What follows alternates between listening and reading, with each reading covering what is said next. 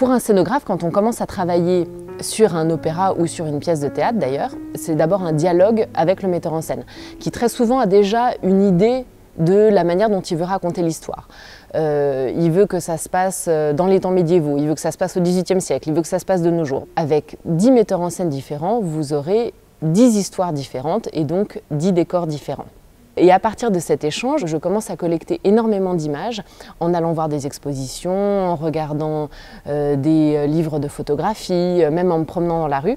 Et le ou la metteur en scène me dit « Ah ben là, voilà, cette image-là fait exactement écho à ce que j'imaginais. » Et Laurent, du coup, peut-être que tu voudras aussi expliquer un peu. Je ne suis pas seule avec le metteur en scène, il y a aussi un costumier, un éclairagiste. Et du coup, en fait, le travail, c'est vraiment de penser l'espace, la lumière et les costumes ensemble.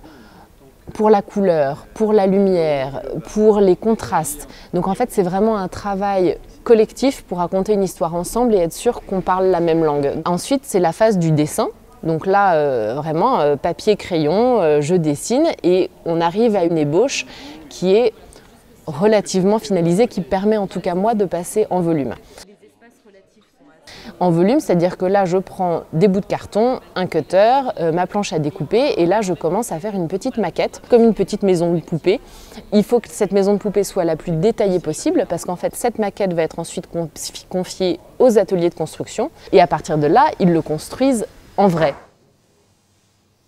Et puis il y a toute une phase d'échantillons, c'est-à-dire que les ateliers préparent des échantillons de patines, de matériaux et c'est à partir de ces échantillons que les décors sont construits après. Donc on peut avoir un petit échantillon grand comme ça et puis ensuite ça devient un mur de 20 mètres sur 8. Donc il ne faut pas se planter au moment de l'échantillonnage.